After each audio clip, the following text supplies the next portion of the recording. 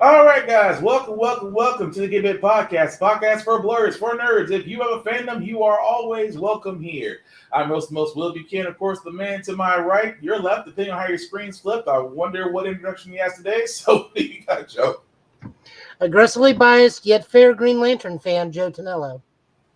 This is gonna be fun. With that being said, guys, just like the changing of hands in the WWE, we are no longer going to be worried about the PTC because, when is the Parents Television Council ever did anything right for us? Because they're going after Deadpool and Logan on Disney Plus now. If you don't want your kids to watch it, don't watch it. Aside from that, we're just going to go ahead and hop on into it. So, one thing they've done for us. What's that? Live action. Where in the world is Carmen Sandiego? Still doesn't make up for the fact they complain about everything else. Still doesn't. But I see your point. You make a point. You do make a point. But speaking of points, guys, we are post San Diego Comic-Con. As you can probably tell, it really wasn't a how can I put this ever so nicely? It was not a competition. Yes, it was great to see Warner Brothers come out and show a few things that we're actually going to show you now. We're going to show you in about the next few minutes. But it is undisputed what Marvel did on Saturday with their panel. And how can we say this ever nicely, Joe? Completely just said Black Adam who? Curb stomp. Yeah, pretty much curb stomp. It was a curb stomp. It was a beatdown of epic proportions. But with that being said, we did want to give every trailer its due. So, of course, we're going to start with DC because there's really not a lot of them.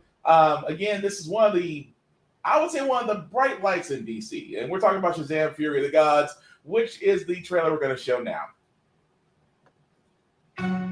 I'm an idiot. It's showtime! I don't deserve these powers, if I'm being honest. Like, what am I even contributing? Ow! There's already a superhero with a red suit with a lightning bolt on it. Aquaman is literally huge and he's so manly. And Batman is so cool. And I'm just me. I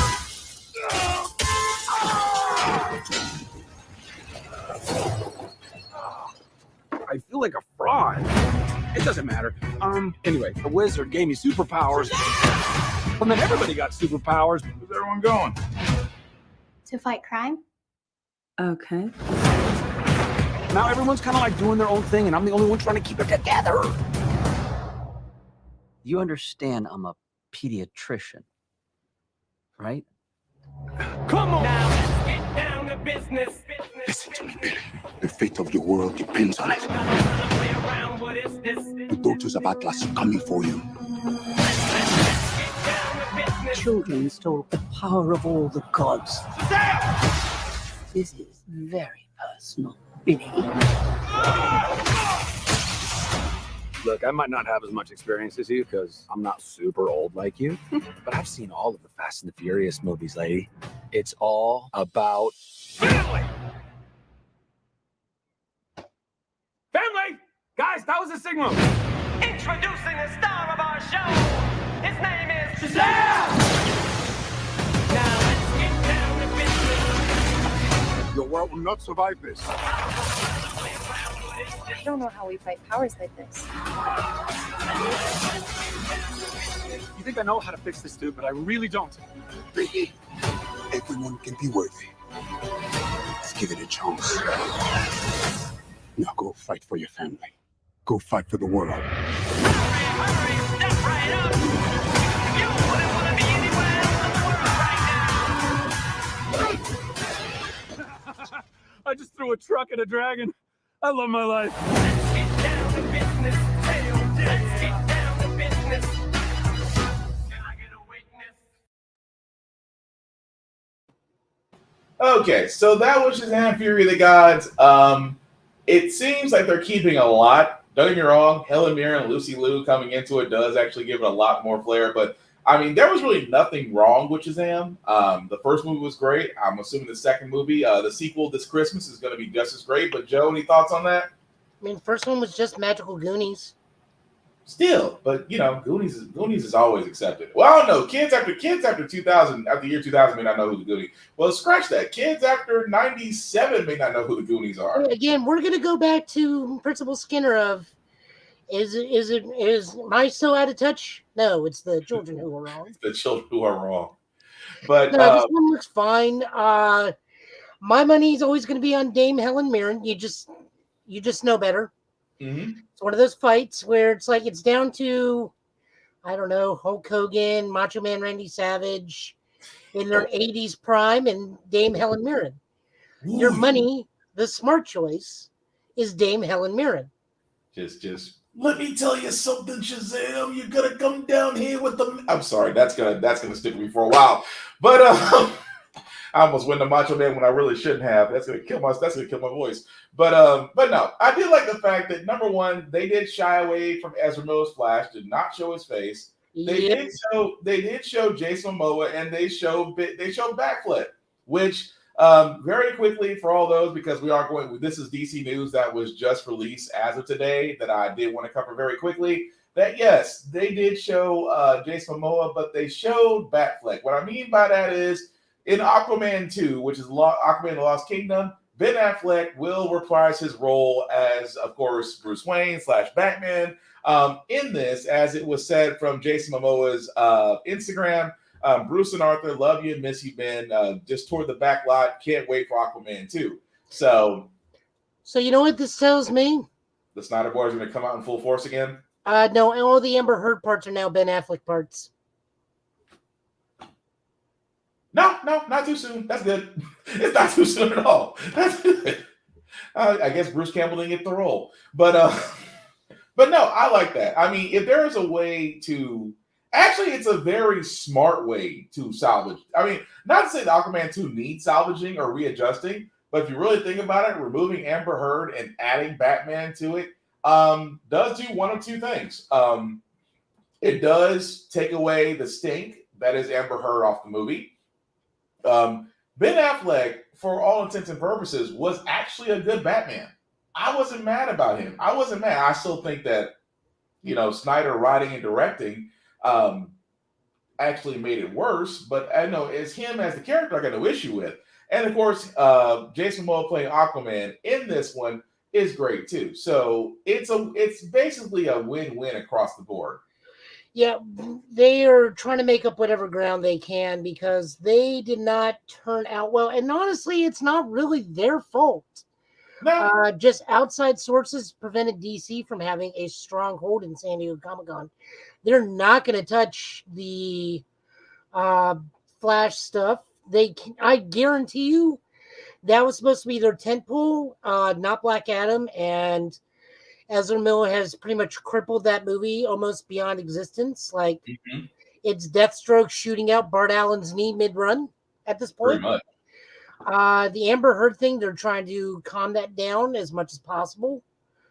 All they got right now is Black Adam and all the animated series that got announced. Yeah. Which is the Superman. I don't know why Batman Superman has title on this, but it's Batman Superman Battle of the Super Sons, which is that full CG movie. Yeah. 50-50 on that. Ruby Cross Justice League is coming out, which if you're a Ruby fan like I am, that's fantastic. The book was great. I love the fact that Barry Allen's mother's semblance is to know whenever another person has childhood trauma involving their parents. Pretty much. No, literally, that's what her semblance is. If you have mom or dad problems, she knows. She also has a pet turtle named Speedy. Oh, we have the next couple of actual Tomorrowverse movies too, which is Batman: The Doom That Came to Gotham, which I have no idea what that is, but I think it's a prominent Batman story. The Doom That Came to Gotham? I think so. The Legion of Superheroes, because that's still a thing. Justice League Warworld, and it has been confirmed they are working on a second Justice Society film because the first one actually went over real well. Yeah, which again, But that's cool though for DC because DC's always been. I will say this outside of Aquaman, Shazam, and it's like DC's always had, and Wonder Woman. I completely forgot. Although Wonder Woman 84 was a little questionable, but no, it was not a good movie. The thing that also gets me is they brought no news for Blue Beetle or Batgirl. I don't think there is. No, they brought no news. So like, no, what I'm saying is I don't think they have any updates. Which is weird because Batgirl was supposed to come out last week. Yeah, and it probably got pushed back. But that's what I'm saying though. It's just the whole thing of just. I'm saying that with Batgirl, which again highly anticipated, of course, with Brendan Fraser playing Firefly in it. So I think that's still getting. Tooled. I don't think. You know what I think it is. I think that they want to pull an Ezra Miller from the DC showcase that they did when he was, he looked high as a kite. I guarantee no one was going to show up that high. Right. But I'm saying is they didn't want to show up empty-handed. I guess they didn't want to sit there and be like, oh well, we would have a trailer, but we're still filming and we don't have anything to show you because we're still filming. And it's like that whole nonchalant, hey man, it is what it is kind of thing. It just didn't. I mean, I don't think DC wants that. So I think it's better to have nothing. It's better to have nothing for Batgirl. It's better to have nothing for Blue Beetle, but let them gestate on their own. Especially when you think about the fact of when we cover what we're going to cover with Marvel. When Marvel came out with all that stuff, I think it would have got lost. I think it would have got lost in the Marvel onslaught if DC released that information because. DC released Black Adam and Shazam, and nobody was talking about Black Adam after Saturday. That's just being honest. But speaking of DC, before we move on to the other side of Marvel and the fact of they just completely killed San Diego Comic-Con, me and Joe did actually watch the latest Green Lantern, Beware My Power. If you haven't seen it, it's actually available right now, and here's the trailer for it.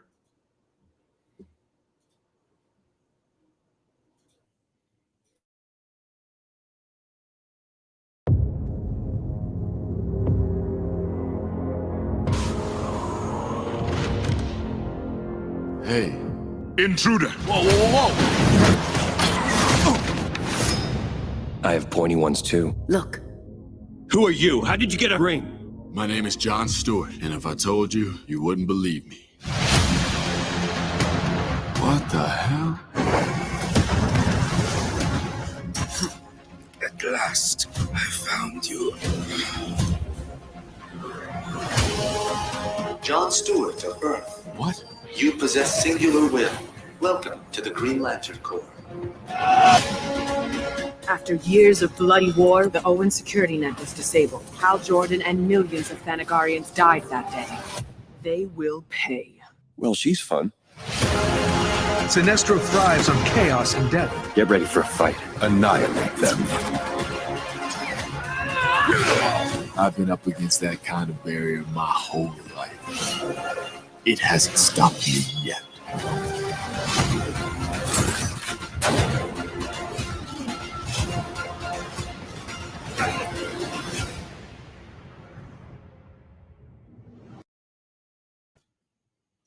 Okay, so that was actually the trailer for Green Lantern Beware My Power. It's actually out right now. Joe, I'm going to let you go first because I know you had a lot of thoughts on this one.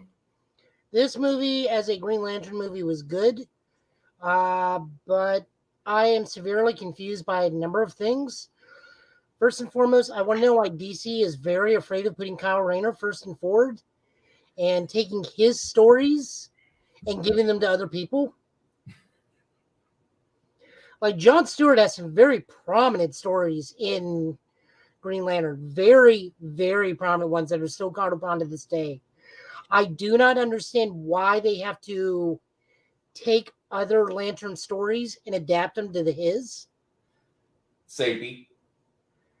So, like, Ron Thanagar, he has nothing to do with. Right. I would say like this because I thought that too when I saw the Ron and Thanagar story. I'm like, he wasn't. First and foremost, I was like, he wasn't there. That's not his story. But It kind of, but it's like the one thing about DC, which they do very well with animated stories, but they play it so safe. It's like, let's take a story that's well known, but let's swap it with someone else.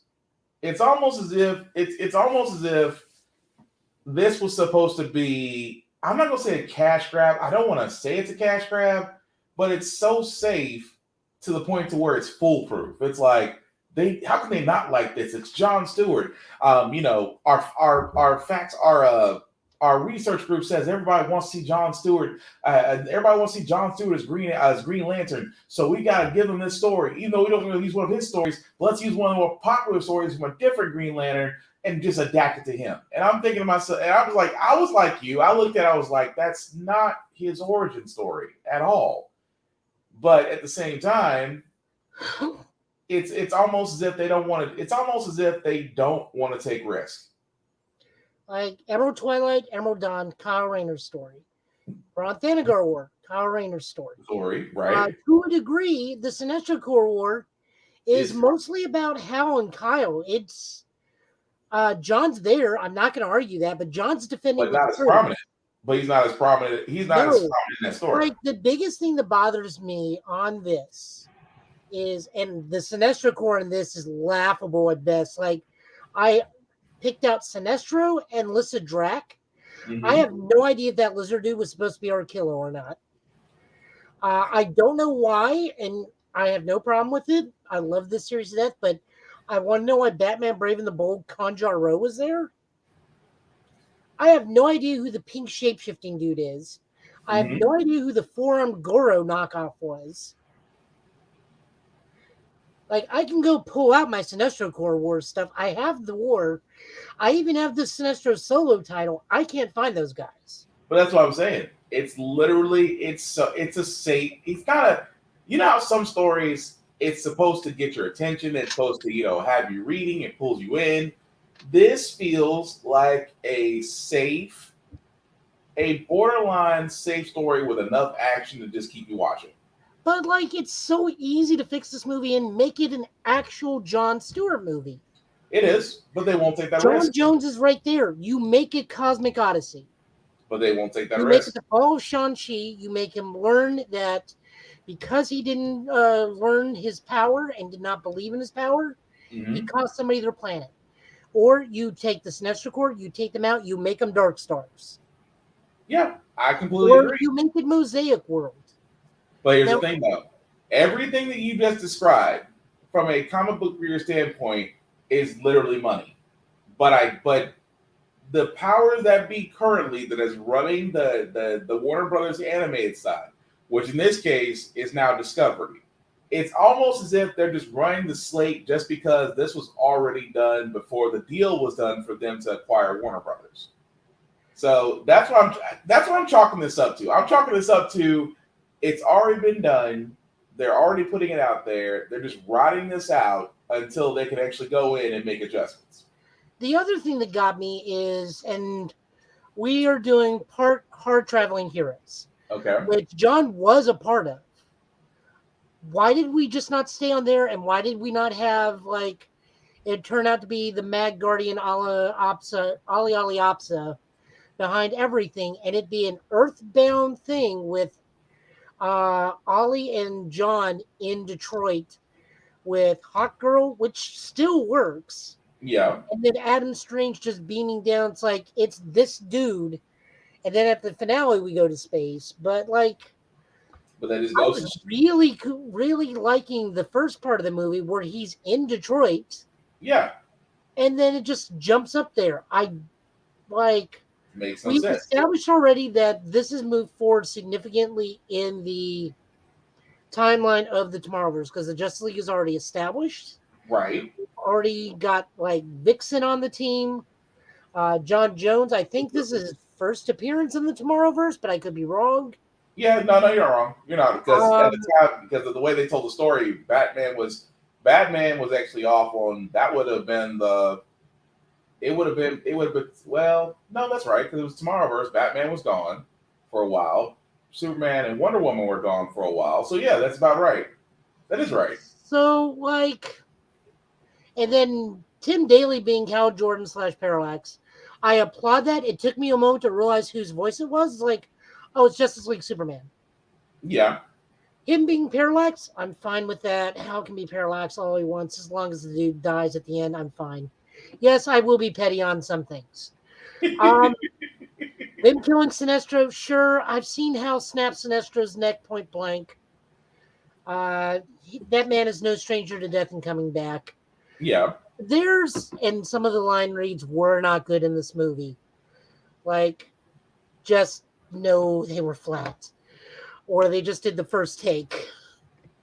It was more. The Adam Strange thing was cool. I felt this is one of those movies where, much like the Justice League the Justice Society movie, they needed an Adam Strange short to kind of set some things up. I wish they didn't because it was overloaded. You didn't really need the Adam Strange tie-in, but no, I think you do because Adam Strange is such a niche character that Tom King writes him. But it's just too much. It's like when you're telling an origin story, you don't need that much star power attached to it. That's just me. That's just like at least a small primer, at least for Adam Strange, because he's so unknown that like a 5-minute intro of him with his wife, and then a Zeta beam catches him, and then we jump forward into the movie. Not bad. Very season 1 Justice League hot girl. Yeah, raw and doesn't trust anybody. Yep. Like I said, it's an acceptable Green Lantern movie, but I have problems with it because I am too close. I have too much knowledge of the material to really enjoy myself. I did enjoy myself, but I could enjoy myself to the extent I wanted to, like, say, with the last Legion of Superheroes Justice League movie with Jessica Cruz and Starboy. Okay. Like, that was hands down one of my favorite Green Lantern movies. So we have to develop a rating system. We need to develop a rating system for this. I'm with you on that. John doesn't have that power with his ring. The creation of blades, or what? No, he can't summon his ring to his finger. Oh, well, yeah. Literally only Kyle can, and that was only after he was Ion. And the whole summoning the rings off, that was a different. But no, actually, that what got proven in Sinestro Core War. If you can instill enough fear of a Green Lantern, you can take the ring off. No, not Sinestro doing it. John actually calling the rings back to Hal. Yeah. That's why I was like, okay, that's new. But no, I mean, overall, it wasn't bad, but I still dig it. Oh, John restoring the ring? Yeah. No, that's actually also from Kyle Rayner. In the first time he fights Parallax, he takes the ring off and crushes it, and Kyle uses his willpower to reconstitute the ring. So technically, he made the ring out of his own willpower long before Hal did. See that right there. But yeah, I'm gonna leave that alone. I'm sorry. I am an aggressive and biased Green Lantern fan, but I'm fair. I will say the movie was fine. I am just too close to the source material to fully enjoy it. I wish they had given John his due, given him his own stories rather than taken. I would have loved for it to have been a Hard Traveling Heroes in Detroit with the Dark Stars, or Cosmic Odyssey, and find out that the Dark Stars are the ones that are controlling Shang-Chi, and John Jones and John Stewart has to do something, or you make it super trippy, like the Batman Soul of the Dragon, stick it in the 70s and make it Mosaic. That was just funky. That was all the way funky. Mosaic. Batman Soul of the Dragon was all the way funky. I still love that movie. I still love that anime movie, but no, hey, at least you're not a Snyderverse fanboy, because ever since Batfleck got announced, they were like, restore the Snyderverse. And I feel like you guys are just going to keep... No, they were restore the Snyderverse the night Jim Lee said we're done with Zack Snyder. Yeah, but then again, I was done with Zack Snyder from Man of Steel. But I'm going to leave that one alone. But before we get into Marvel, there are two trailers we are going to show. This one, I'm surprised Amazon. Well, then again, I shouldn't be surprised with Amazon Prime with the success of The Boys and The Boys Diabolical. They are releasing another superhero movie. This one I actually had to do some research on because I remember the name of it, but I didn't remember what comic line was this from. But Sylvester Stallone is basically playing an older superhero in the movie called Samaritan. So here's the trailer.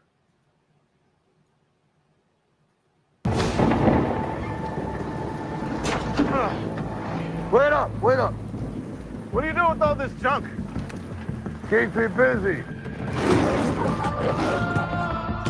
Another long night of crime and violence. Some say it's only a matter of time before the city implodes.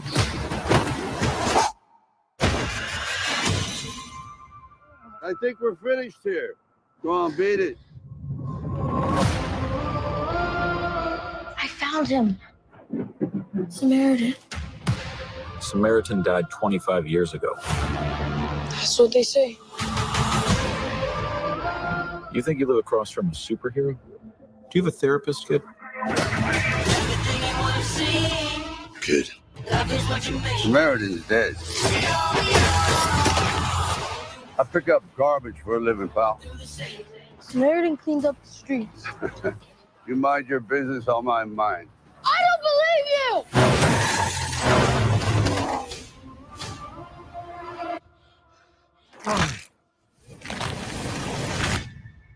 Are you okay? I'm cool. How strong are you?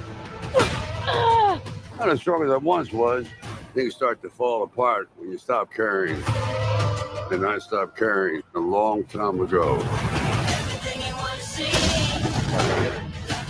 How come you hate who you are? For some people, it's too late to change the damage they've done.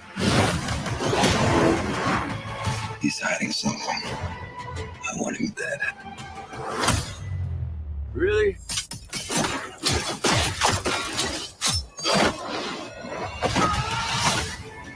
The things you bury tend to haunt you. Why did you disappear?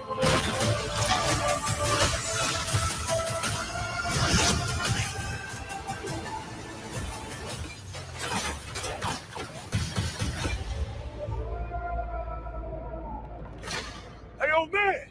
Try this.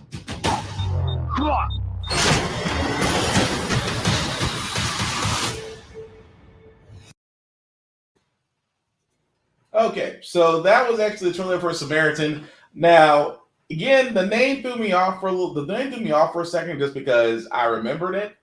It was actually a story that was done by Mythos Comics, and yes, if you're wondering, they're still out there for the world to see. But Joe, you've seen the trailer. Your thoughts on this? Is it going to make you watch it come August 26th on Prime Video? This is a very different Samaritan from the one I know. Samaritan I know is from Astro City. He's the Superman analog. Right.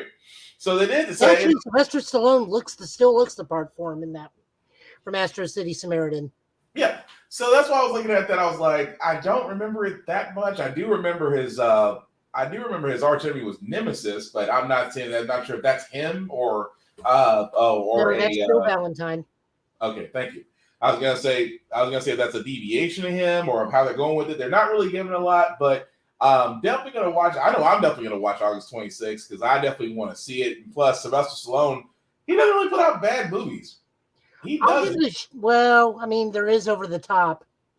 Oh no! There will be no slander over the top. There will be no slander. Lincoln, hey, Hawk trucking is still allowed. There will be no slander.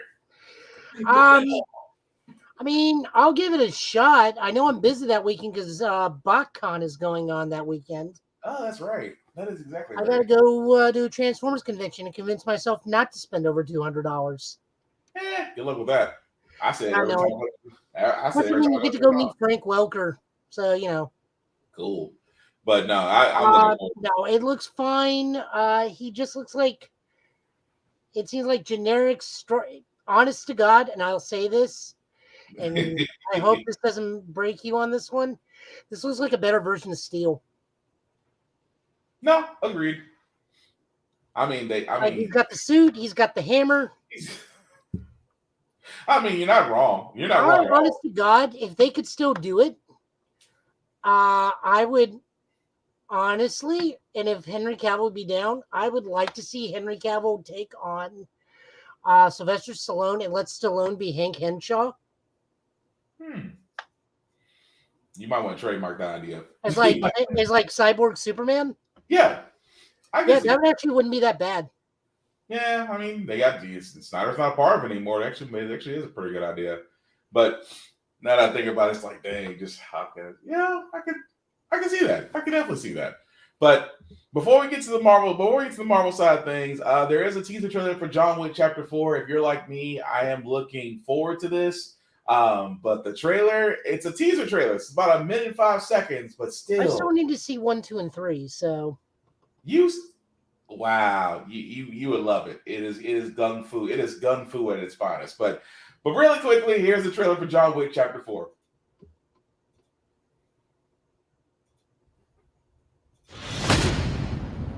Have you given any thought to where this ends? The table will never stop. You know this.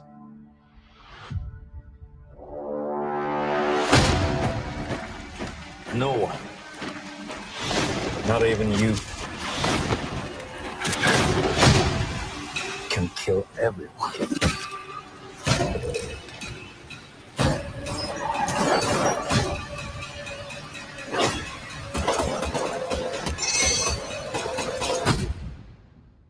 You ready, John?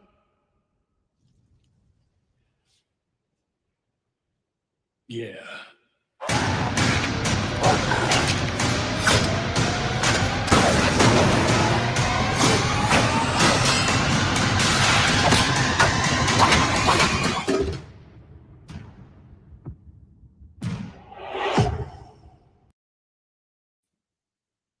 I am looking so forward to March 24th.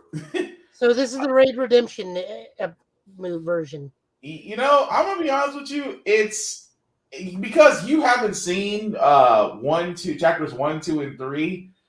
All of them play like this, but they all seem to top each other. Are they as good as Hard Boiled? Same level. Okay, I'm down.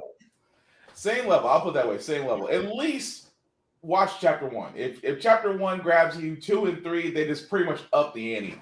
But no. How graphic is the dog death? Oh, dogs on. How graphic? I know about the dog, but how graphic is this? Oh, you don't see it. Okay, then that's acceptable. These terms are acceptable. Yeah, you won't see what happens to the dog. I will say that you will not see what happens to the dog. But no, it is again one of my favorite gun fu series of all time, and you definitely should watch chapter 1. At least watch chapter 1.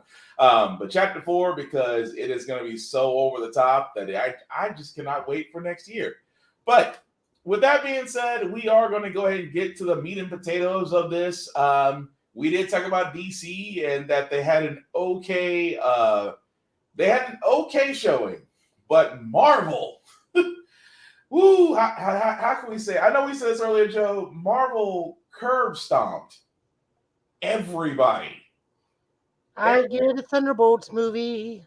Yeah, I mean everybody. If you've been under a rock, what happened this past Saturday? Basically, Kevin Feige came out and said, "Watch me work."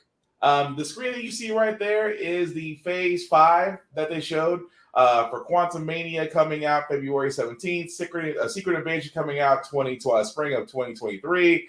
Guardians of the Galaxy will be coming out in May of 2023. Echo will be a series on Disney Plus that'll be coming out. Loki Season 2 will be coming out summer of 2023. The Marvels will be coming out July 29th of 2023. Marvel's Blade will be coming out November 2nd, 2023. In the fall of 2023 comes out Disney Ironheart on Disney Plus. Agatha Coven of Chaos will be out winter 2023/2024. So there's a little bit of a style there. And of course, two of my personal favorites in spring 2024, Daredevil Born Again will be coming out, and it will be given 18 episodes, the longest series ever given on Disney Plus thus far. We should temper people's expectations. We are not going to get hour-long episodes out of this. Probably not. We're probably going to get 30 to 45-minute episodes apiece. Probably so. Of course, in May 3rd of 2024, Captain America, The New World Order. So Sam Wilson will get his first standalone movie as Captain America. And of course, sweet. And of course, to Joe's delight and mine, because I know he's looking forward to this one. July 20, is it 28th or 25th? You remember what they said? I can't see something that small. I'm gonna go on a limb and say 28th. If I'm wrong, I'll correct it later. Click the picture. Oh, I can't blow it up. That's about as big as it gets. No, you try opening it up in a new tab. Thank you. So July, it was right. So July 26, 2024, Marvel's Thunderbolts comes out. Which again, I didn't think they would do it because of the late passing of William Hurt, who played Thunderbolt Ross in the series. I didn't think one incarnation. He has nothing to do with that name. But I'm just saying, I didn't think they'd do it. I'll be honest with you, because he basically played General Ross, I thought they would kind of tie him into that because of what the MCU is. But again, I'm not mad about it because they've been kind of putting the roots around the Thunderbolts almost in every series. We saw it in The Falcon and the Winter Soldier. We saw it in Hawkeye. We saw it in there was another series I'm missing that was also that. We'll probably see it in She-Hulk. Well, probably see it in She-Hulk. But we're gonna see Daredevil everywhere. So again, that is a plus. But Daredevil is like the new Robert Downey Jr. for this this coming phase. Yeah, they did say phase 6. If we have that. Yeah. Yep, get into it now. Now I know I can kind of make them bigger. I'm old. There we go. So with phase 6, which he also did announce, Lord. Now keep in mind, there are many dates across that board, but November 8th of 2024, we will see the Fantastic Four's entry into the Marvel Cinematic Universe. Of course, you see that. I'm sorry, what you said, John? So they did confirm something in Fantastic Four is we will be seeing Spider-Man in Fantastic Four. Okay, so did they say Tom Holland Spider-Man, or it is just confirmed that Spider-Man is making an appearance in Fantastic Four? Something tells me that movie beforehand is going to be the Spider-Man movie that involves the black suit. Spidey's got to go to the Fantastic Four to see what's going on with the black suit. Yeah. And then somewhere in here is another Spider-Man movie. Yeah. Or Secret Wars where he loses the black suit. Possibly. Because there are some dates. Fall 2024 has a date. Winter 2024 has a date. 2021 or 2025 has a date. Spring 2025 has a date. We do know May 2nd of 2025, we will see Avengers again and the Kang Dynasty. So we will be seeing at least one introduction of Kang the Conqueror. We already know we're going to see him in Quantumania, the next Ant-Man movie. There are blank spaces for summer 2025. And of course, November 7th of 2025, we will see Avengers Secret Wars. So Marvel came out the gate guns blazing and telling us. I'm sorry. No, go ahead. No, I'm just saying that they came out the gate for phases 5 and phase 6. There is a lot of speculation, of course, about the next Spider-Man movie. We do know that if they still play the same things, we will get Spider-Man Across the Spider-Verse Part 1 sometime next year. So we will see that animated movie. But yeah, there's still a whole lot of spaces there. But the fact of everything that's announced, Marvel just came in there and as Joe eloquently put it, curb stomped everybody at Comic-Con. What are you going to say, Joe? Some of these spaces will be filled in soon.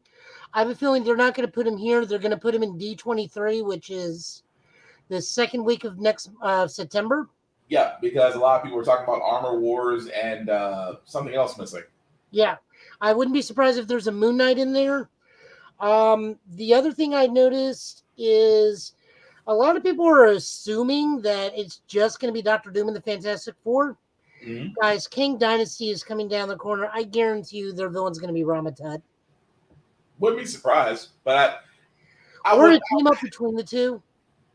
Yeah, I can see that because they've done it before, so that's not beyond realm possibility. Or they'll even combine it and say like they meet Doom and Doom's trying to raid the tomb of Ramatut.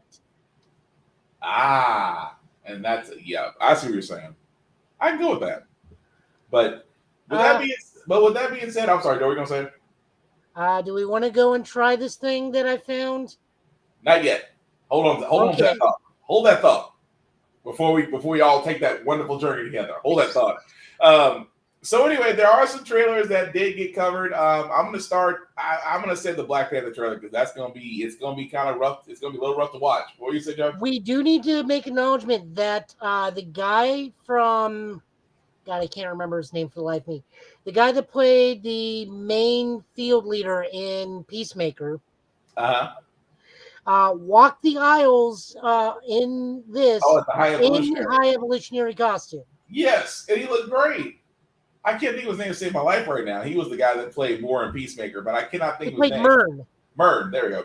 So, yeah, he looked great as a high evolutionary. I thought that was great. But, yes, we are going to start with She-Hulk first because if you've seen the Black Panther movie, we're going to need a moment. But that's not true. That's just a celebration. True, but She-Hulk is going to be freaking great because that's the next Disney Plus show coming up, and of course they did release a new trailer for it. So, go ahead. No, what are you gonna say? So I noticed 3 cameos in here that no one's talking about. When I watched the She-Hulk trailer again today in slow-mo. Okay. When we get there, we'll get there. All right, I'll let you call it. She-Hulk! She-Hulk! She-Hulk! She-Hulk! It's true. I am a Hulk. And watch it. Jennifer Walters is an attorney who has accidentally taken in the Hulk's blood and has become like a chick Hulk. A She-Hulk? Exactly. She-Hulk, attorney at law. That's got a nice ring to it. That name better not stick. There's something so surreal and so funny about a giant 6'7" Hulk in the courtroom. It was about putting a real human being into these absurd situations. It's just like as cool and edgy as we can get away with. Girl, your ass looks crazy right now. It's something that you think you knew, which is law shows, and something that you think you know, which is Marvel shows, smashed together. This show is so much fun. It all has this tongue-in-cheek, self-referential thing going on. In the comics, she broke the fourth wall and was super meta. Just want to make sure that you don't think this is one of those cameo every week type of shows. Well, except Bruce. And Blonsky. And Wong. She spent all this time becoming a lawyer, and this idea of being a superhero is not appealing to her. Being a superhero is a trial by fire. Oh, I'm not a superhero. I just want to be a normal, anonymous lawyer. There is no going back to what you were before. Who's gonna protect the world if not people like you? This is expanding the definition of what a Marvel Studios production can be. This is a radical, revolutionary show. Can we get some shots, please? It's an emergency.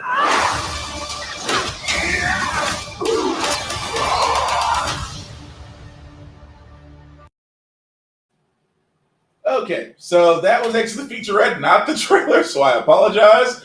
But Joe, while I get the trailer, Joe, what are you gonna say? So I did spot the 4 best Nimrods in for low-level henching. Okay. We have the Wrecking Crew in this. Because I was trying to find, I thought I had that, and that was the wrong. Did you catch him? Oh no, I'm sorry. What were you saying? I said, did you catch the Wrecking Crew? No, I missed it. They're the ones that were like doing the kung fu moves. Oh. Like they show a little bit more prominently because I noticed the purple ball and chain, and then someone had a blue glowing crowbar. It's like, oh my god, they did it! They finally put the idiots of Asgard in here. But I do love the fact you get to see Tim Roth again as Abomination. Oh, God bless! I love that.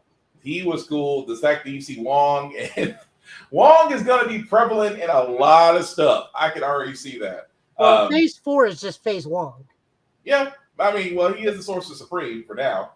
But are we ready to see what this Paul Rudd thing is? Because Joe had brought this up, and Paul Rudd has released something We're not sure what it is. Frankly, I should sound concerned, but we've done blind watchings before, and I'm gonna let Joe. Joe found it, so as soon as he gets this thing ready, we're just gonna watch it, and yeah. Oh, he's got it up. Okay, so to preface this, Paul Rudd put out a tweet and goes, "Hey guys, I'm releasing a trailer. Some people got to see it at San Diego Comic-Con. This is a scene with myself, my daughter, I forget actress's name, Thatcher, and Hope as we meet Kang for the first time." And he goes like this, "I haven't seen it. Will hasn't seen it. Right. Let's see what happens." God damn it.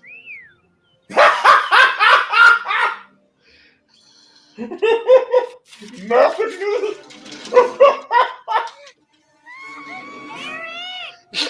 This is worse than Rickroll. He doesn't just. We should not be laughing at this. We should not be laughing at this. God damn it. We should not be laughing at this.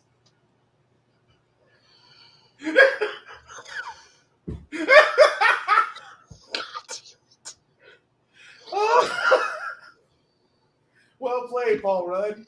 He does it to Conan O'Brien for 20 years. Oh, he even did this to him on the podcast. Oh, wow. The moment I saw that, is it bad that as soon as I saw that, I'm like, not making.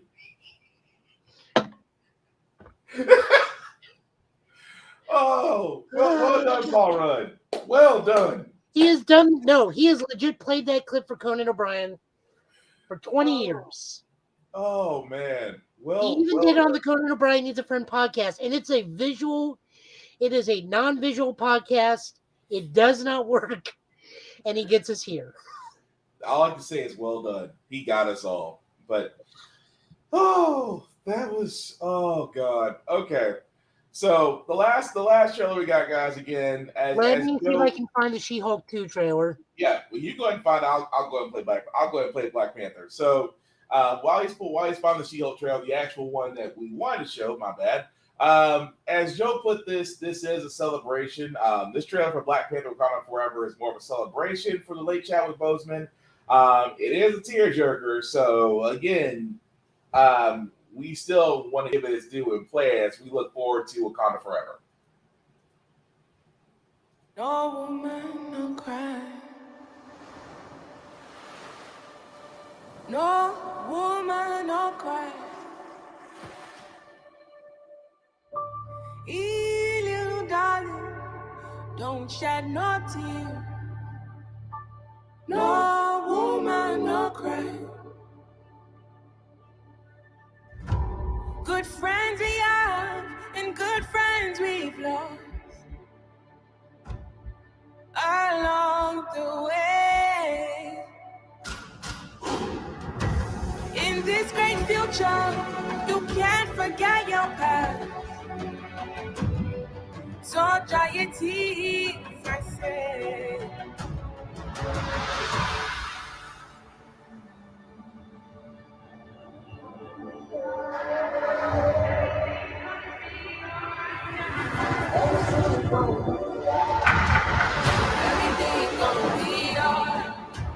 Everything's gonna be alright. Everything's gonna be alright now. Everything's gonna be alright. Everything's gonna be alright. Everything's gonna be alright. Everything's gonna be. I am queen of the most powerful nation in the world, and my entire family is gone. Have I not given everything? Everything's gonna be alright. Everything's gonna be alright. Everything's gonna be alright. Everything's gonna be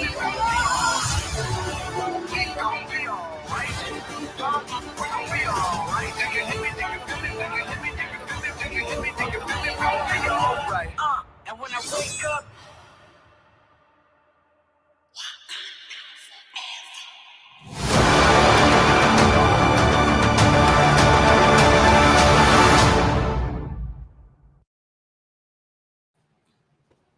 I said, guys, it is a lot. Again, you did see a lot of tribute to the late Chadwick Boseman. You did actually see, again, and also another thing I did want to point out very quickly. Hang on a second. I think I'm going to start playing without me. So, literally and figuratively, I have, what I really want to point out about this, about Black Panther Wakanda Forever that we see. First and foremost, there's the thing about boycott. Let's kill that. The whole boycott in Black Panther because they didn't want to recast T'Challa. Kevin Feige said T'Challa was not going to be recasted. This has already been said and done, and that there seems to be this growing movement to recast him. Let it go. They've already made the decision. It's not going to go beyond that point. Boycotting such a movie that had a lot of production behind it, a lot of hype behind it, and again, the first Black Panther was great. It would be a disservice not to see the second one, especially because we want to see what they do. I mean, me and Joe have talked about this before about where they go to for Black Panther. Unfortunately, now that Boseman has passed, we did talk about the recasting of T'Challa, and the next important question: who else is going to don the mantle of Black Panther now? I myself, and I've said this before, and I'll say this again, I thought that Shuri was too early. It would be too early for Shuri to don the mantle, because if you did that, then it's almost like having the first story of Black Panther be told all over again. But now with the introduction of Namor, the Submariner, and the fact that that's being introduced to the MCU, or we're going to get introduced to the underwater world of, it starts with a T, and I can't remember the name of it right now. Look. I'll go with that because it sounds close. But we're getting introduced to that city, and we're getting used to it. We're getting introduced to an anti-hero. So, and again, I want to see where it goes from here. Now, we can all speculate. We all can speculate who is in the Panther suit at the end. Now, I'm going to be honest, because someone sat there and said, if you look at when Kendrick Lamar says, when I wake up, and you see Black Panther's claws come out, and of course, you see the gold and black accents, a lot of people either believe that either it's Killmonger waking up, because technically Killmonger, Michael B. Jordan's character, technically didn't die at the end of Black Panther. You did see him fall over, but again, like most things, did you see a body? And it wasn't beyond the fact of the matter that they could have still saved him. But that is the theory that people are saying that Killmonger has, awakened and has donned the mantle. And if so, they have to explain that story, because Killmonger was still about destroying Wakanda, not actually helping it. But again, to me, that's like, let's just wait till November, because I am definitely going to go see it. It just looks great, especially what they're doing. And again, every time I see Angela Bassett, I just want to say this all the time. You should have been Storm. You should have been Storm. You are literally the voice of Soul. How in the world did we do such a disservice? That's just me. But what do you think, Joe? I'm of two minds about this. I am definitely not boycotting this movie, but even Boseman's brother said the family is fine if they recast, because Chadwick understood that he was not bigger than Black Panther. Right. Do I think they should recast? No, but I do understand why a lot of people want them to recast it. But guys, this is not the time to recast it. The time to recast this is Secret Wars. And not to mention this is the new Secret Wars, not the old one from the 70s where Hulk is holding up a mountain. This is the culmination of the variants versus the mains. But that's the key part. Not to cut you off, but that's the key part right there. It's a multiverse saga, so you will actually get. What I was explaining to people on TikTok, you'll get exactly what you want in due time, because it's not just telling it from one universe. We're telling it from multiple ones. So who's not to say that we won't get a variant? The Killmonger Black Panther suit, it may not even be that Killmonger. It could be a Killmonger variant. There you go. I mean, I believe Killmonger's dead, but I'm also the one that called Stripe being slammed into a pillar and him being dead. I was like, he ain't dead. It's like, no, that man dead. Yeah, you did call it. To quote Family Guy, I says he dead. Yeah, I mean, he got kicked, and I mean, dang, it's like he's still he's dead. Yes. So because of a lot of different things, I don't know who owns the rights to the term Atlantis right now. I figured it would have been Disney with Atlantis Lost Kingdom, but God only knows what's going on right now. So the kingdom is called Talocan. Thank you. Talocan. It's still Namor. It is, I don't know if it's derived from Mayan or Incan. Incan. And, I'm down even more. That just means I can sit there and make all the Emperor's New Groove jokes as this movie is going. I just need, somebody to be Namor's henchman and just go pull the lever.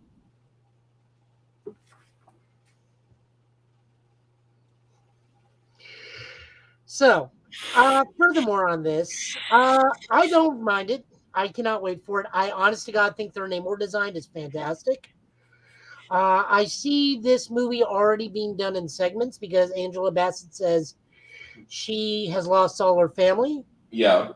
So that means that this part of this movie is going to be pre-blip.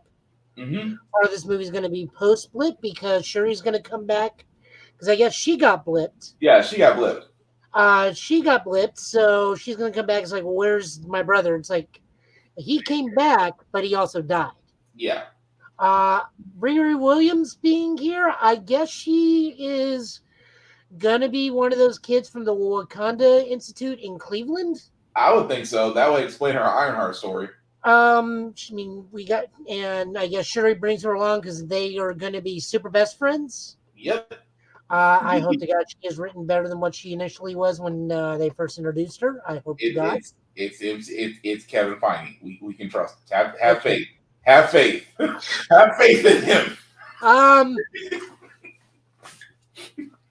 There's just a lot to take in. I know they have already translated Wakandan to translate that mural, and I believe it is the king is within us all, and also the Panther. Yeah. Or at least that's a loose translation. I can't remember verbatim. Actually, I forgot somebody on Instagram actually has the whole thing, and I should have actually had that up. Where they I'm looking forward to it. I think this is going to be every bit as spectacle as the first one was, both visually and in story wise. Mm-hmm. I also think there are going to be a ton of anime references because this man loves his Dragon Ball. Of course. If there's an alter ego, I'm not going to be mad. There's an alter ego reference. I'm really not going to be mad. I mean, Kong was just when Ryan Coogler directed Kong. Mm-hmm. Those scenes at night were just Son Gohan in the valley. Pretty much. Oh, he says it verbatim in the thing. Oh, he did? Oh, yeah. Okay, never mind. In between going, you know what I'm saying, at least 58 times during the commentary track. I really can't speak to it as much as other people. That's because I'm a little Italian Asian dude, so there are nuances that I just will not speak to because I am not the right person to speak of it. But as a comic book lover, I am most definitely looking forward to this film. Yeah, come November, it is definitely going to be quite the thing. But again, thank you. I'm sorry. The other thing I'm looking forward to, and I know, I'm sorry. The other thing I'm looking forward to in this is where does this take place in the grand scheme of things? Because this movie seems to be in multiple sections. Like we established it's pre-blip, but we're also got some stuff like that underwater earthquake that Dora Milaje say in Endgame. We're taking care of that. Don't worry about it. That's a really good question. I want to say they're covering it because they're telling you from the Wakandan. They're telling you from Wakanda's side. Maybe it is catching up post Endgame up till now. Yeah, because the original Black Panther movie was also an in-betweener movie. Right. It was in between the Infinity Saga story. So no, you're exactly right. I don't know. But come November, it's going to be interesting to find that out. But thanks to Joe, because he actually found the right trailer for She-Hulk. So let's actually give it its due justice, because the first beginning of She-Hulk reminds me of my siblings when I used to mess with them, and all I can say is I understand. Ooh. Let's try that again.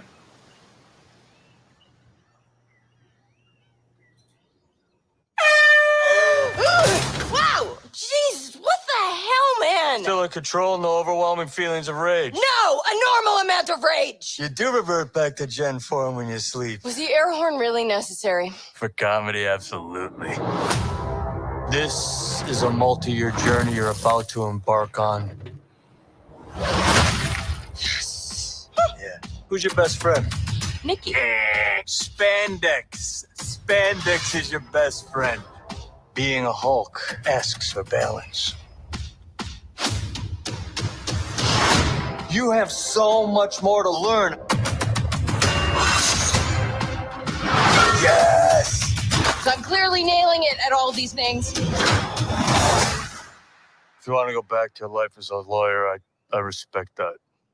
He doesn't mean that.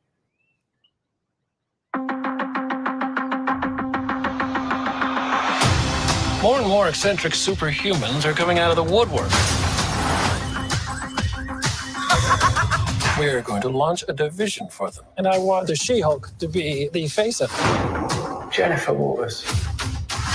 Namaste. I have a serious conflict of interest. This man tried to kill my cousin, Bruce. Yeah, that's quite all right. Oh. People only care because I'm representing Emil Blonsky. I think they care because they're like, hey, that girl's green.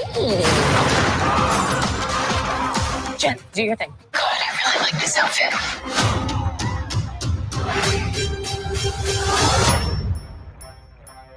I'm not proud of this.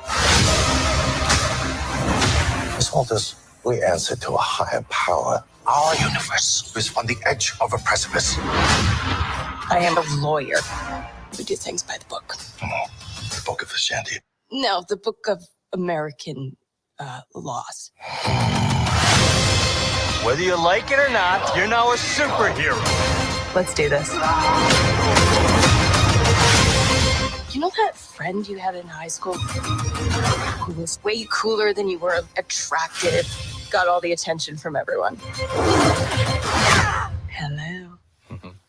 I think I'm jealous. Is that what I'm feeling?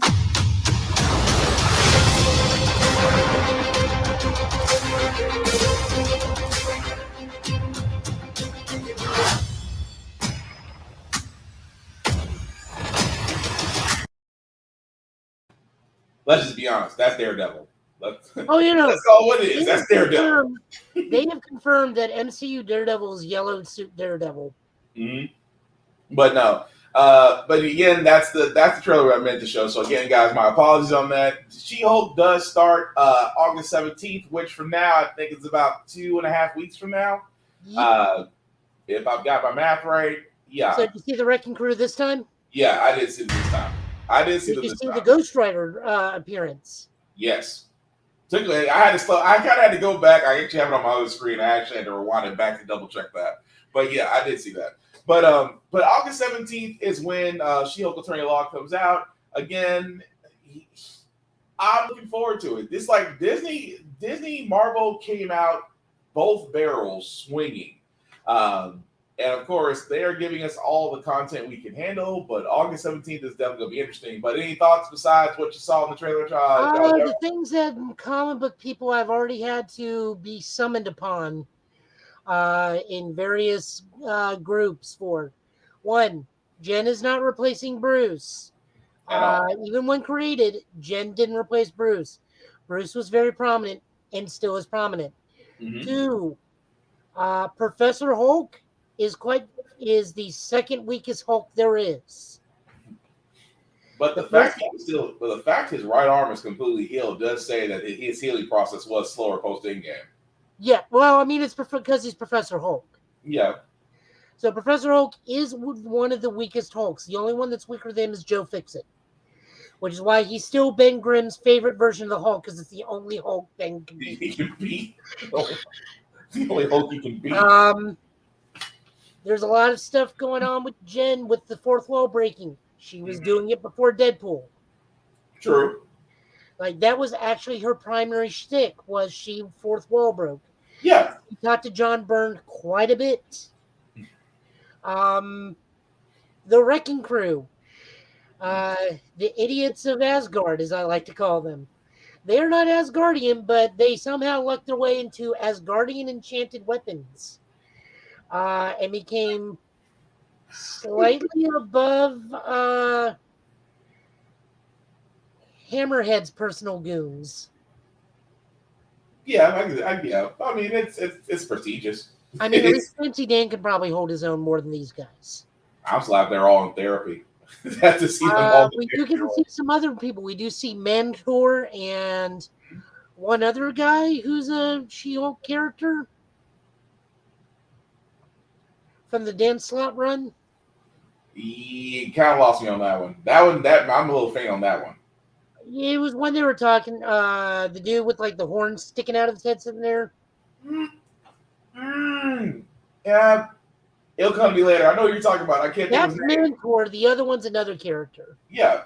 So, like, we're going to see a whole lot of stuff. Like you said, the featurette showed that, yes, she's going to be fourth wall breaking too. It's just a lot of people are already starting to say, well, this was done first, this one did first. Like, no, she was the first to do this. Yeah, but again, or at the very least, she was more prominent at that point. Deadpool did not really talk fourth wall at that point. They didn't let Deadpool go to the level that he's at right now. I'm sorry, not that he's at right now, but maybe about a year after that. I would say a year and a half after that they let him go full throttle. But no, I see your point. But yeah, but that's actually the entire thing of the San Diego Comic-Con as far as from DC and Marvel, because there was other news, especially from other things more toys that were released. Again, we did cover that last Friday. Definitely check our YouTube videos to see that. But overall, Joe was right. D23 is coming up, which means that that's pretty much Disney's showcase. Because a lot of people did say there were some things missing from this panel. Armor Wars was definitely missing. So there was actually a lot missing, even from the Phase 4 slate. Like, they had no Moon Knight on there. And I heard one of the other big comic book shows, like, well, it's because they don't care about Moon Knight. It's like, no, there was other stuff missing. Like, the She-Hulk wasn't on that slate either. Right. So it's a lot of stuff that actually is coming up. But I wonder, but that actually might come up on the Disney 23. That's why I still have hope for Armor Wars. We already know that James Rhodes is still he's still going to show up in other movies. But I mean, he's no longer the voice of Donald Duck, so he's got nothing to do. Yeah, it is true. But like I said, I'm looking forward to it because come D23 to see what actually goes on with that. But aside from some other news, Joe, we got anything else before we move on to comics? Yeah. Give me a second.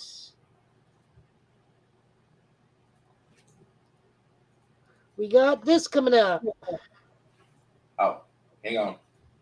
Oh, yes. Go ahead and tell him, Joe. So we got Kumite in Nashville coming up at the end of October. This is going to be at the Farm Bureau Expo Center, which just held a KaiCon, which was very fun. Also, yes. with COVID. Yeah, that boded well. That timing was terrible. I just left the con. Sorry. So this is a fighting game tournament. I have broken out Mortal Kombat XL to try and practice my Ermac. I can still get my 26% combo off of one bar after some minor practice. Street Fighter is going to be there and some other stuff. No, pretty sure KOF 15, Guilty Gear Stride, Dragon Ball Fighter Z. Everybody is welcome. Entry has not gotten put up yet. I hope to be able to enter. I'm not sure, but I am competent in fighting games. We'll put it that way. I'm not an amateur, but I'm certainly not exactly Justin Wong level here. Or Maximilian Dude, I'm kind of like in the mid tiers. I'm decent. I know how to play the game. So I'm going to go and give it a shot and see what happens. I've got it pulled up over here. I'm looking at the list. I was like, can I go back and try? Because I really October 28th through 31st. I'm sorry, October 28th through 30th. Sorry, but still, I was like, I want to be where the people are. I want to be. You know what? I could probably put that down because I know, Joe. You said you were going to enter it in, right? I'm going to try to. Because I'm going to be honest, I think if I can get Vaughn to go with us, I think I figured out our video issue. I think I solved our video problem. Well, there you go. If I can get Vaughn to go with us, and if I can convince Shadow to go with us, I think we solved our video problem. But yeah, I want to play. See, I miss video game tournaments. I miss them with a passion. And this is 3 months is enough to get me back in fighting shape. I can live with that. I just have to convince my fiance to let me play for 5 hours uninstructed every other day. But yeah, y'all hold for me on that one. But what else you got, Joe? No, that's pretty much it. This is the biggest thing. I mean, we got BotCon coming up in Nashville. Oh, for all those that don't know what BotCon is, you want to let them know, Joe? I'm just going to bring it up. That works.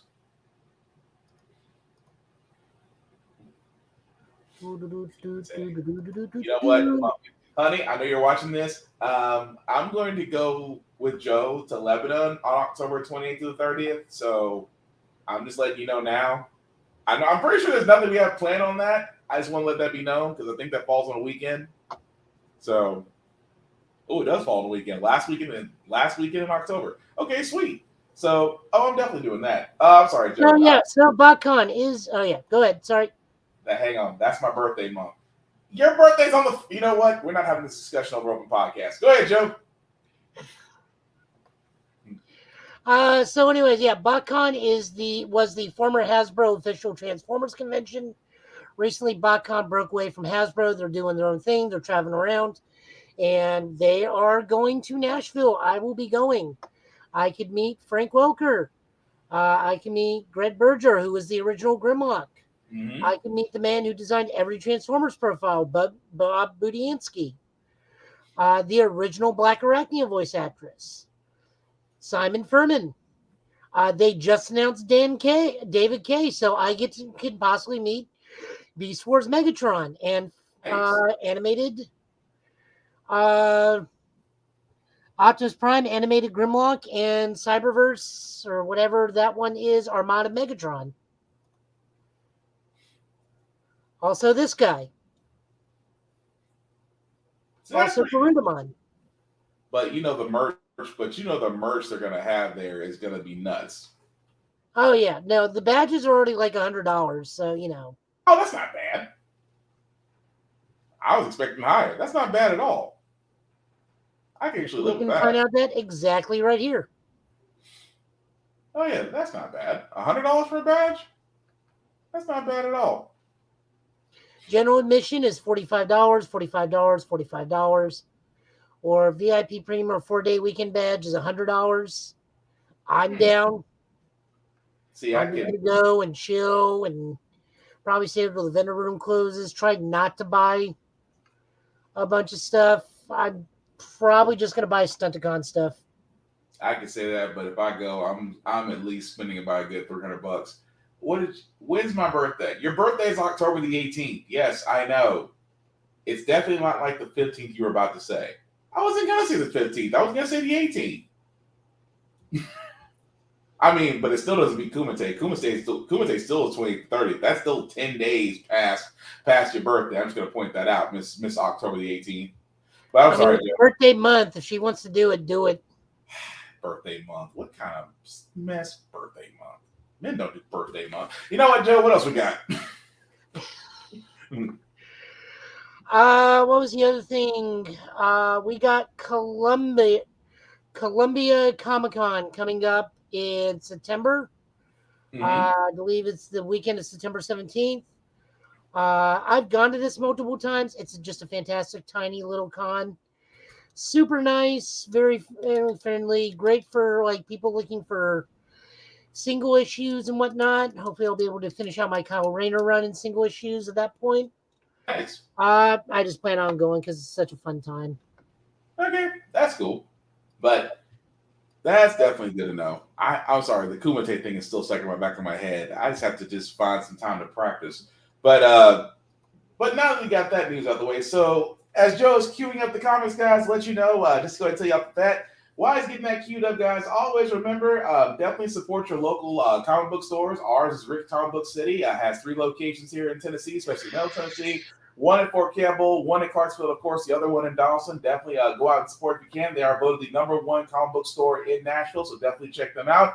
And also, if you do not have a comic book store near you, you can always go to a local library. Libraries do carry the most up-to-date mangas, anime, and of course multimedia. And for the price of $1, you can get a library card and still be able to enjoy all of the written content to your heart's pleasure. So definitely support your local libraries, support your local comic book stores, because trust me, without them, we would still be in the dark ages. But let me know when you're ready, Joe.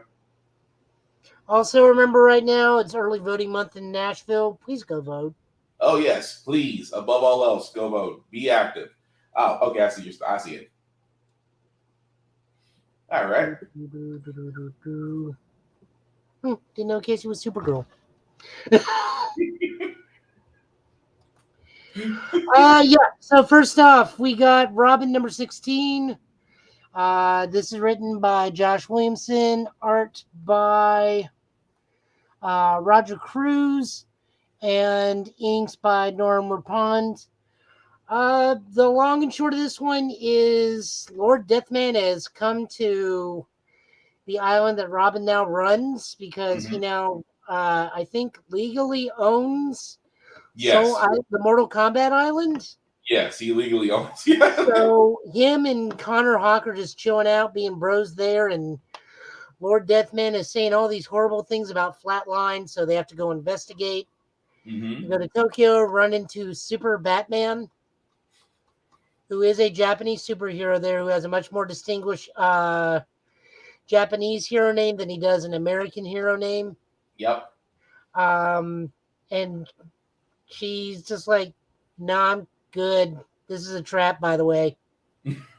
He's trapped you. And then we see the you and how of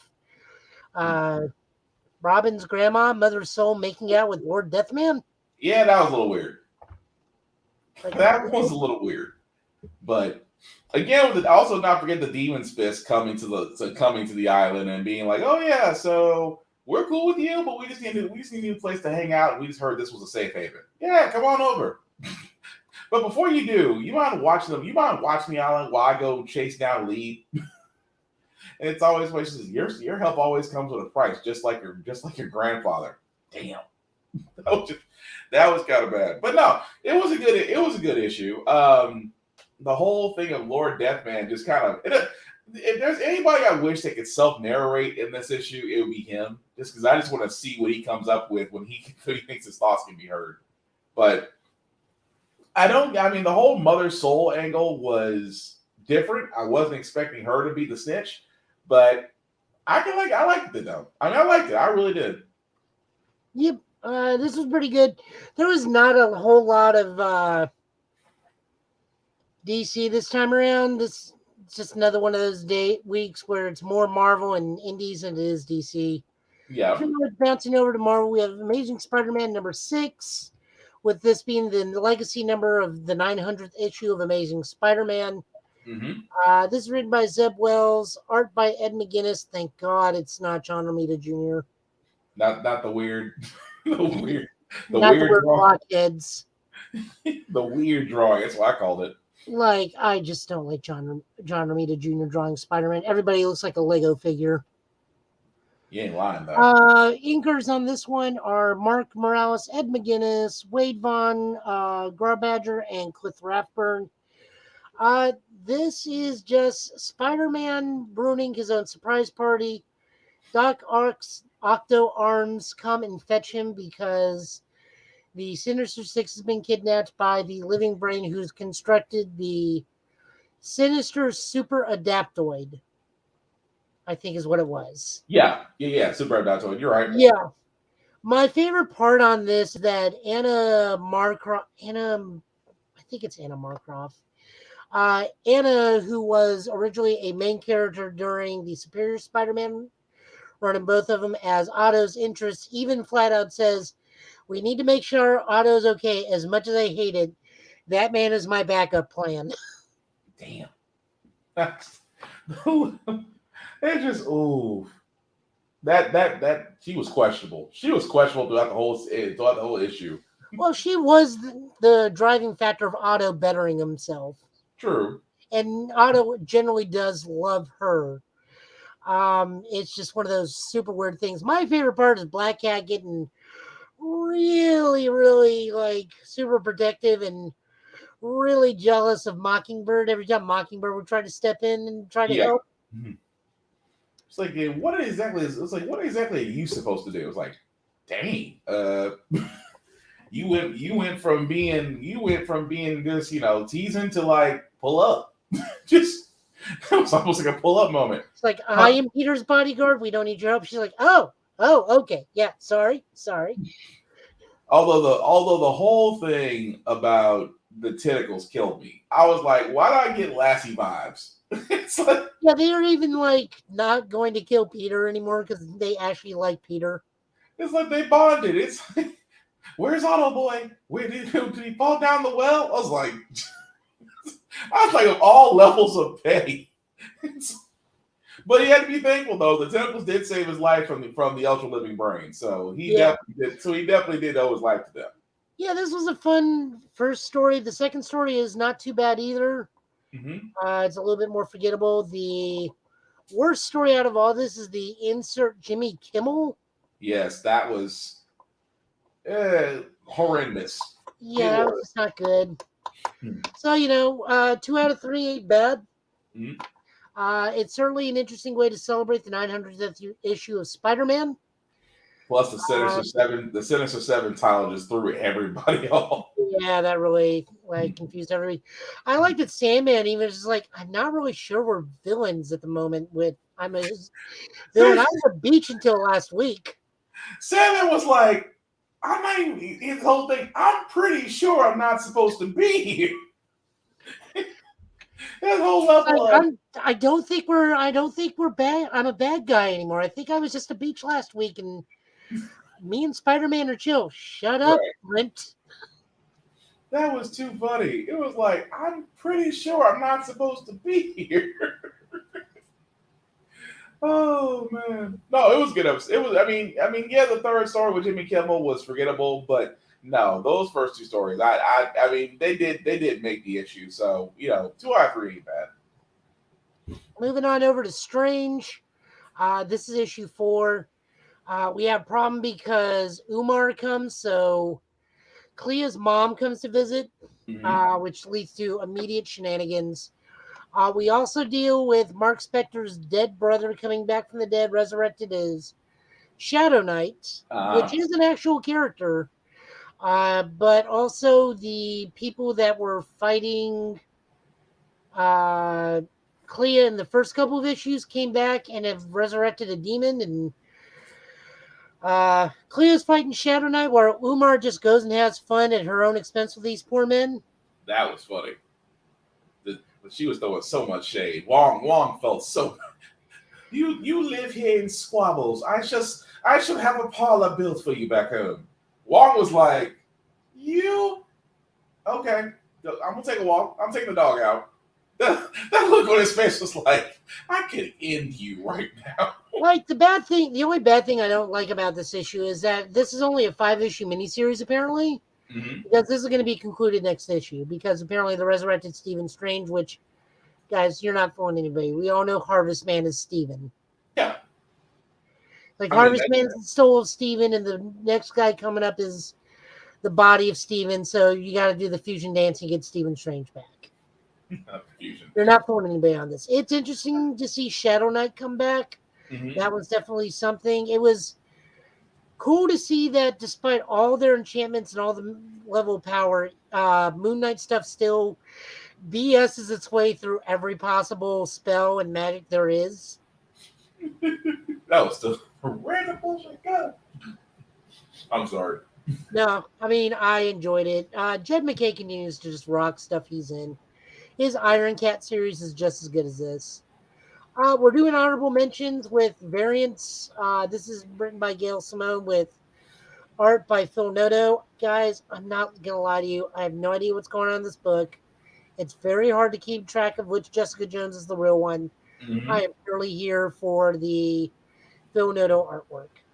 Because now we're dealing with normal Jessica Jones, the alternate variant of Jessica Jones, which is the lover of Daredevil, a Captain America version of Jessica Jones, and now Jessica Jones as Jewel. It was just weird. It was weird. It's a little hard to follow because you're not sure which one you're with half the time. Right. Because they don't make a good enough distinction between the two.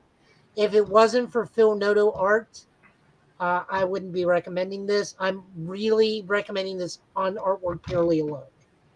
Yeah, but it's just the story it's all over the place. It's not like Loki where you actually look forward to it, but I digress.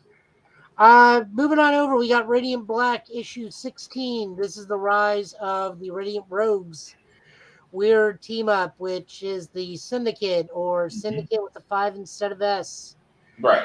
They still got to work on that naming prospect. This is written by Kyle Higgins and Joe Clark. Art is still by Marcelo Costa. Colors by Triona Farrell. Farrell, yeah. This was not too bad. This is also just a big setup issue, so ran a little slow, but this is the Radiant Rogues finally getting together after individually getting their butt kicked.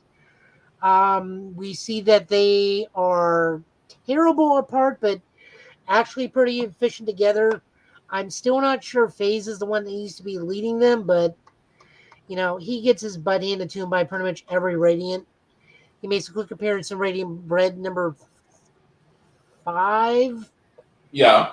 And just gets absolutely trounced. There's also a hint that there are possibly two Radiant Blacks right now. So, like I said, this ran a little slow to me, but I think it's because it's a setup issue. It's a long way around. Both Nathan and Marshall are both Radiant Black at the same time, which I'm not mad about. I think it'll actually be great. But yeah, it was a long way to get there. But it wasn't a bad issue though. One of them's we're just gonna slowly come up to Radiant War at this point. Yeah. Moving on over, we got the finale of not finale, but the finale of the first arc of Rogue Sun. This is written by Ryan Pro. Artist is still Abel. Chorus is Natalia Marks. This is a very interesting way to end the first arc because this is just who's your favorite parent during a divorce. This is what I got from this. Like, your mom killed your dad. Your dad's a disembodied ghost that wants you to kill your mom. Your mom still loves you and wanted the best for you, but she still killed your dad. And dad just wants you to use your ultimate attack. Dylan's gonna have so many child issues from this. It ain't gonna be funny. There are gonna be so many issues from this one. That's like your dad. I say your mom trying to kill your dad. Your dad wants you to kill your mom. You are just trying to get out of it alive. But at first it was so odd that they have your mom in prison after a while. It's like, are you able to save your mom? Man, maybe, but for right now, we kind of have to lock her up. Damn, it's a lot. I mean, don't get me wrong, great story, but it was a lot. Like I said, this is an interesting way to end the first arc of it. I still think it was a fantastic arc. Just really weird way to round it out. But, the story is going to keep marching forward. Pretty soon we're getting the fourth hero of the massive verse, which is Lucky Dead, who the writer is also going to be the new writer for Power Rangers once the current Death Ranger arc. So I am looking to see where that goes. I will recommend that. Of course, I'm also going to recommend Inferno Girl Red when that thing drops. But that is all the comics we got this week. Stuff marching forward. X-Men, not a big X-Men week, finally. The new Gambit did drop, written by Chris Claremont, but I am unsure how much experience Chris Claremont has with Gambit, so... Okay. Is that the Punisher is still going good, but now the wife is starting to question, like, Frank, where are the kids? oh, now that with him being the leader of the Hand and that and Ares finally made his appearance. Like, you took my favorite disciple from me. And Frank goes like, I was never your disciple. Son, I'm the reason you hold a gun. Dang. I'll go back and read that. I'll go back and read that issue. But thank you, Joe, for that. So as we kind of come to a close, guys, Joe, anything you want people to know about aside from the Kumite? Because I'm going to be joining you on that one. But anything you're going to be doing this week? This week I'm going to be doing Xenoblade Chronicles 3. Unfortunately, I can't stream that because I got a Switch. Mm-hmm. My Switch, I don't have anything to be able to stream my Switch to anything.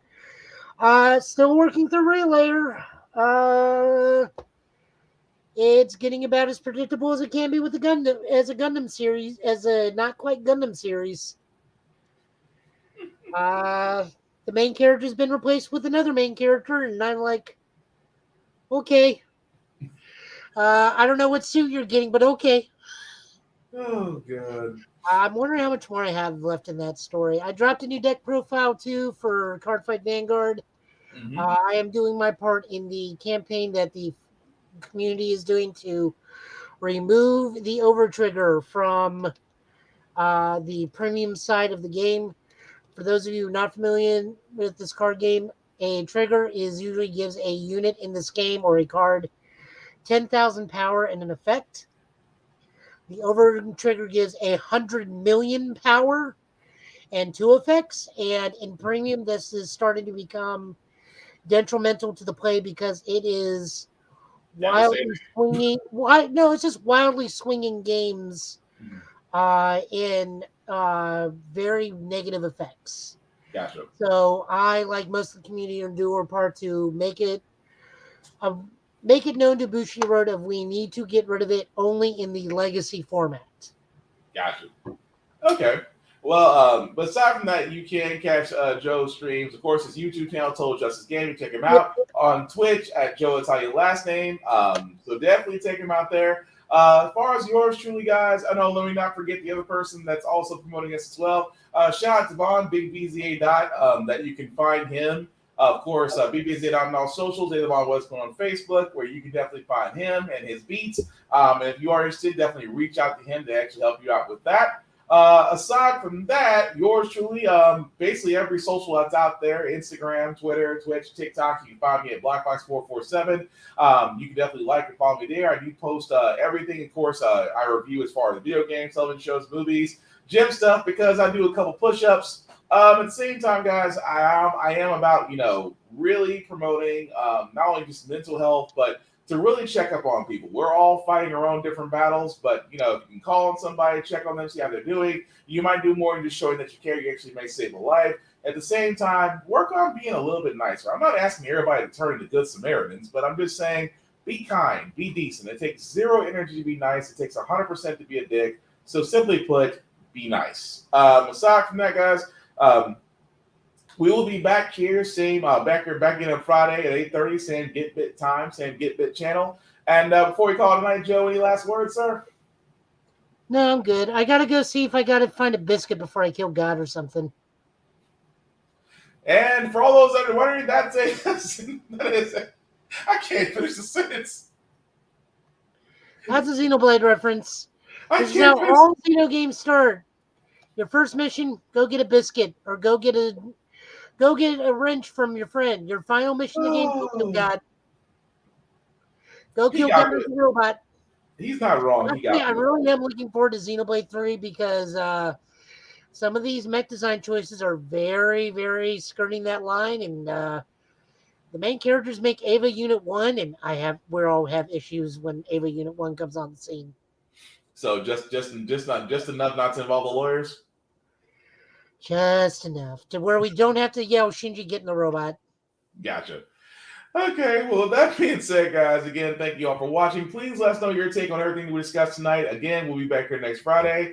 Aside from that, he's been Joe, I've been Will. This has been the Git Bit Podcast, guys. Please take care of yourselves and each other. We will all get through this. See you later, guys. Peace. Bye.